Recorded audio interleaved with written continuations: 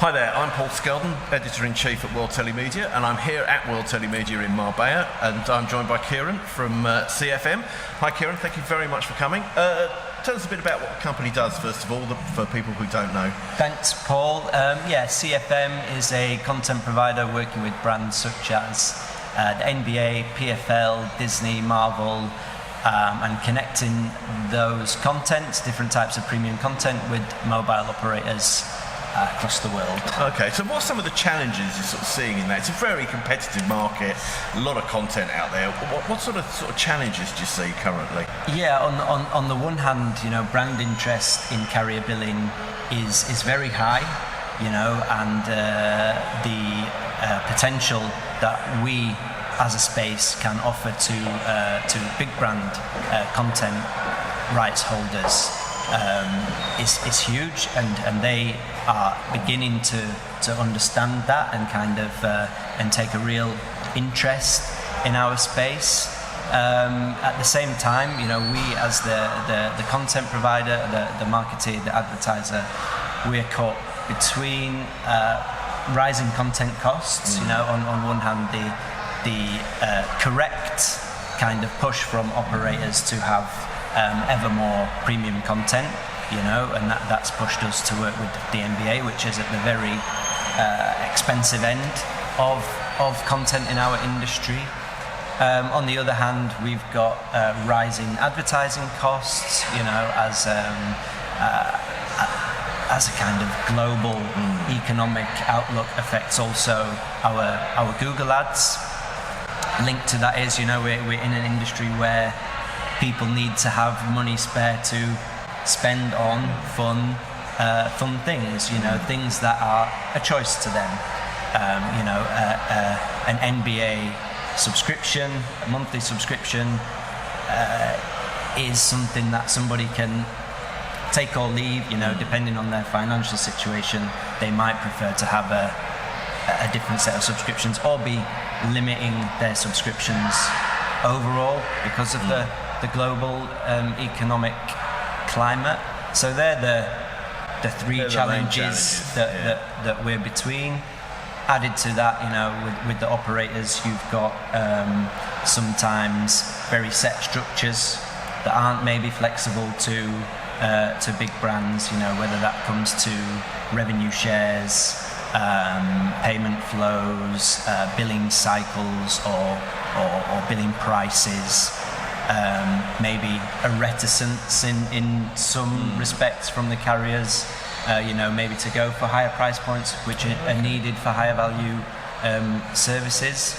So we're also looking for that engagement, proactivity, and progressiveness from the carriers. Okay, and what are some of the things you can do to overcome some of those challenges? I mean, obviously with things like price points from operators, that's just a sort of negotiation with them, but what other things can you do to sort of drive sort of the sort of business forwards? Yeah, and a lot of it is an educational piece. In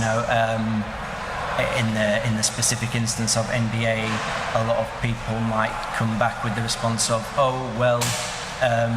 it's on ESPN, it's on Sky, and the difference being that what we're offering with the League Pass is all games, so it's something like 1,500 games compared to usually with a TV broadcaster 60.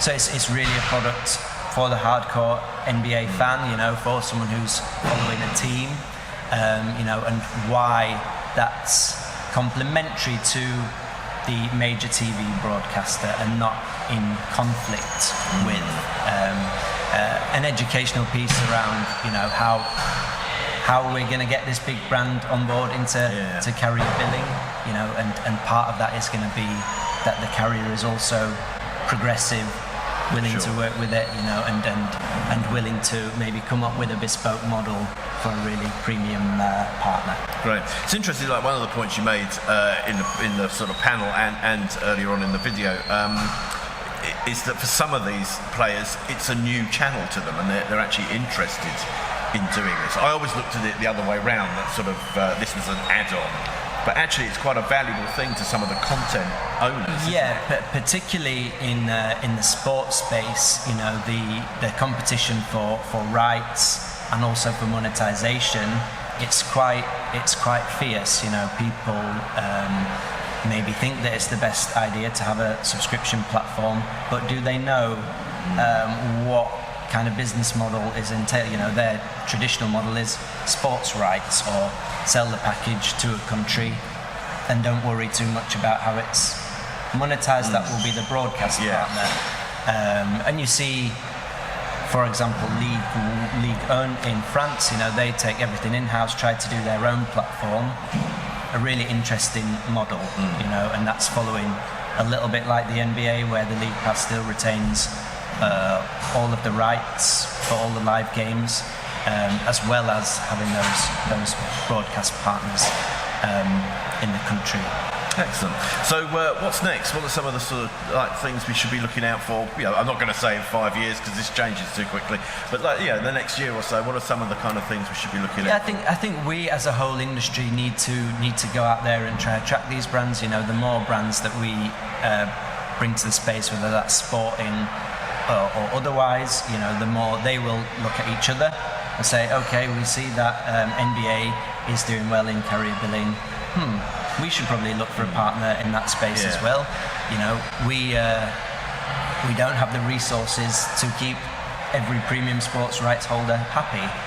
If there were other content providers out there who could also bring brands like that to the industry, that gives us increasing leverage with the carriers, I think, as an industry, you know, and enhances our reputation, you know, and supports what we feel is the right thing, that we all look long term, we all look to give the customers real value.